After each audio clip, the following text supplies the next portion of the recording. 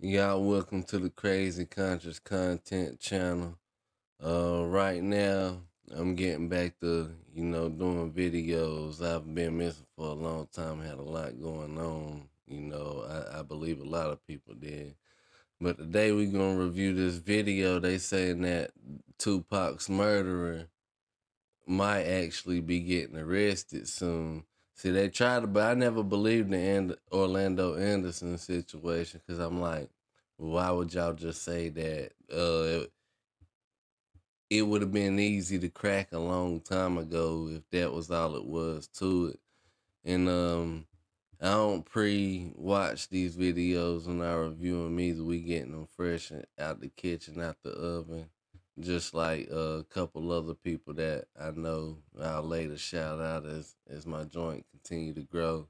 I'm also gonna be starting to do some science projects on Saturdays or Sundays, scientific Saturday or scientific Sunday. I haven't decided on that yet, but I'm real deep into science, and I feel like that's something that we should be partaking in this community of crazy conscious content. But yeah, let's see what's going on with the Pac situation.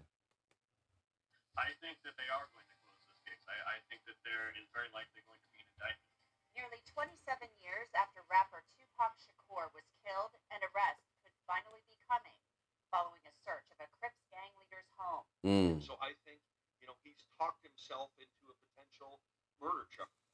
Now, see, they said, oh, I think he talked himself into a potential murder charge. That sound like Keefy D to me, because I remember him, Mob James, a bunch of people talking about the situation, and I think it might have been on Vlad where they said they figured Suge Knight might be about to flush some information out about it, and dude was like, nah, because that would implicate him some way, somehow in the midst. So we gonna see. The officer who heard Tupac Shakur's last words and a detective who investigated Tupac's murder discussed the case. Thanks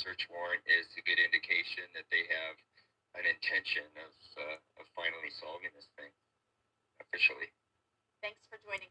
And they got intention of finally solve. They should have been had the intention of finally solving it instead of waiting all these years later. But if y'all don't know or haven't noticed, they have protocol within the government and with the Freedom of Information Act. You can get it beforehand through the FOIA Act, but a lot of stuff like the Kennedy files, every 50 years, 25 years, 75 years, they release certain documents about certain things.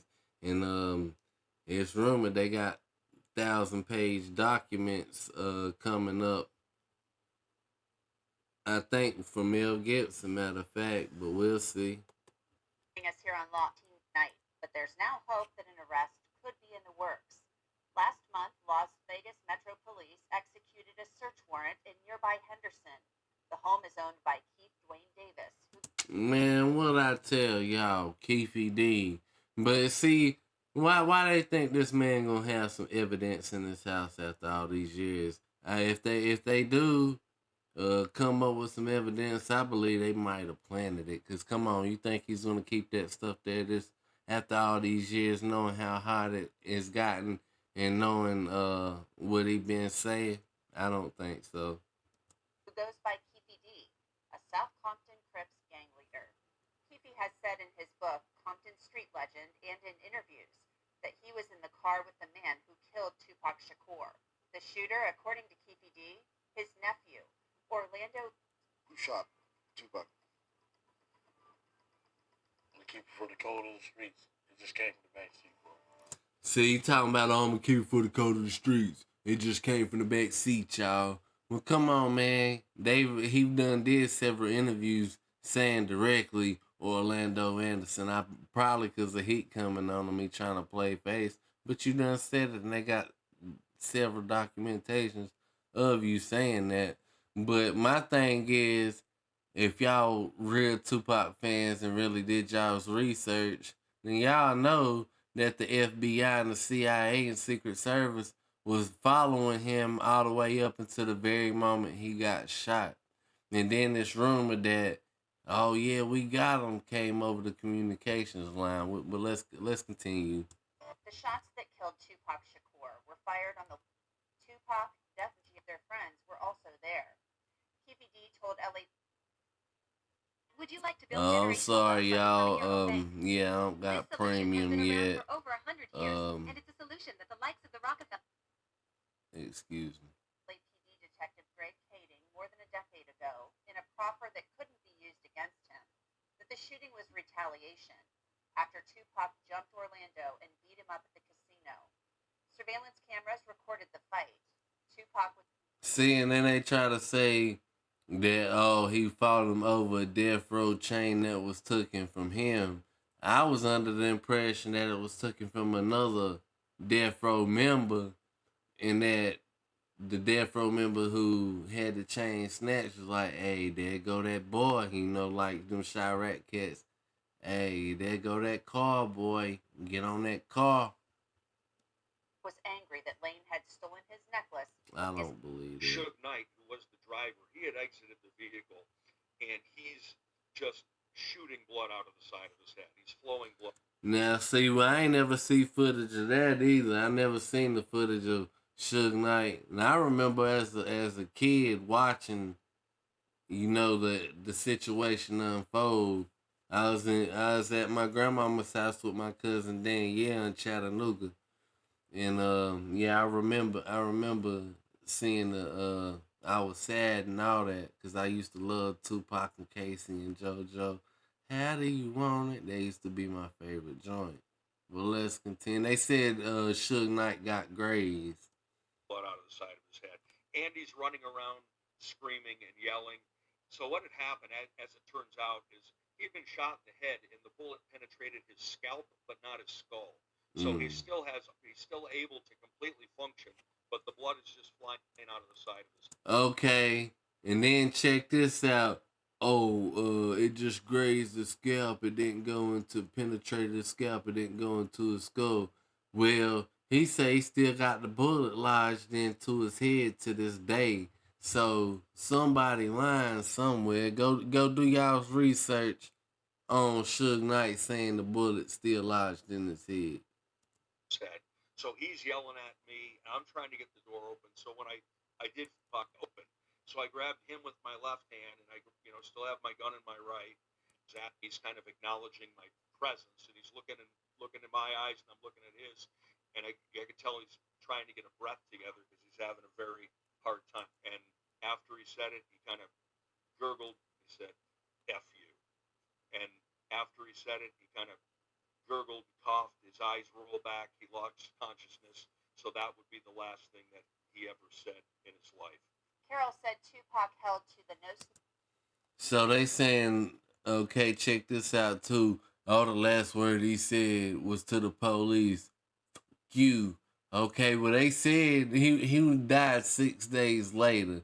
He's allegedly supposed to have been in the hospital for 6 days. So that wasn't his last words. Come on, man. We smarter than this nowadays. We gonna continue though. Snitching street code until the very end. Members of his entourage did the same. Nobody saw. Nobody saw anything. You know, I I can even. I certainly don't agree with it, but the code, especially then, was you don't talk to the police. Period. Under any circumstances. And I think Carroll said it became clear who the shooter was. Cooperation 5 days later, after his mom took him off life support. Despite the lack of cooperation from witnesses, See, 5 days later, I believe that he was snuffed out later on. They was waiting for an opportunity and had people sitting by thinking, oh, well, he gonna get well or whatever. That's just my personal opinion. Carroll said it became clear who the shooter was. well, Orlando Anderson was just a hardcore criminal guy. I mean, everybody knew he was a shooter. He'd done it. See, now they gonna try to pin the tail on the donkey. Everybody now I'm not taking nothing from Orlando. Like as far as him going out there getting busy or active or whatever. Yeah, he got a rap, but come on, man, that'll be the easiest donkey to pin a tail on, wouldn't you think? You know, And then if he did, why y'all still investigating people trying to arrest them for the murder? God knows how many times into was that he robbed him. So The following spring, in March 1997, someone shot and killed the notorious B.I.G. in Los Angeles. Okay, same style situation with Pop. The same situation happened with Bi. Okay, and so it's clear to see the same person who knocked Tupac was the same person who knocked Big. And man, they don't. We can't believe this hype. We need the actual evidence to come out, and if it comes out, Orlando Anderson, I just can't buy that due to the fact the Secret Service, CIA, and all these people was following these cats all the way up to the very moments their lives was snuffed out. So the government and FBI knew this whole time, and it's deeper than rap. Trust me. Years would pass without an arrest in either murder. LAPD Detective Greg Kading was later assigned to a task force. Speculation that Tupac and Biggie's murders were some murder, but once we got Keefe D cornered and he confessed to his role in Tupac's murder, we began to look further into that. Because he was murdered a year after killing Tupac Shakur. Seat of the Cadillac with Kingpin, and he was still alive, and he had provided the gun to Keefe D make headway into those other individuals. So that was our strategy, was to use Keefe D as a produced murder rap inside the Biggie and Tupac murders. I reached out to Las Vegas police back in 2018 and alerted them when Keefe started doing these public interviews for the first time, starting with BET, his Death Row Chronicles interview that he did. Okay, this is funny. So when Keefe D, see, they started reinvestigating. Keefe D did these interviews. Well, they several other people who did similar interviews, but y'all didn't investigate them though, did you? Nah. Did.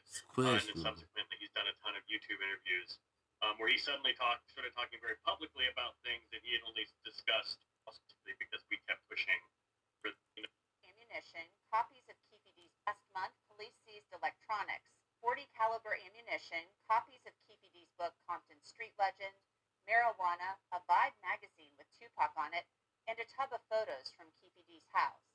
Dorsey says the search of Keefe D's home took him a little bit by surprise.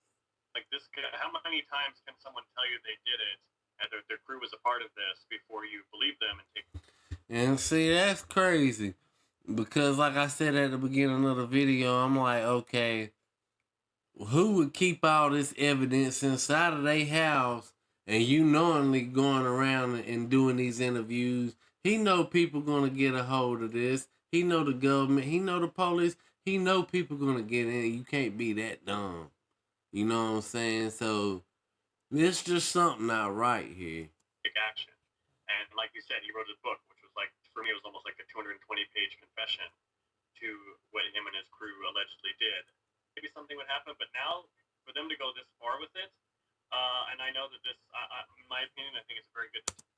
Well, that's about the end of it, y'all. Do y'all think that when if they not Keefe D, y'all like take him in the jam or whatever, send him to court, charge him with the murder or whatever? Do y'all think that him and Orlando Anderson's gonna be the ones to be brought out to be the murderers, or do y'all think they was somebody else or a multitude of other people? Me personally, I think it's a multitude of other people, but I'll let y'all decide that. Leave your thoughts in the comments. You know what I'm saying?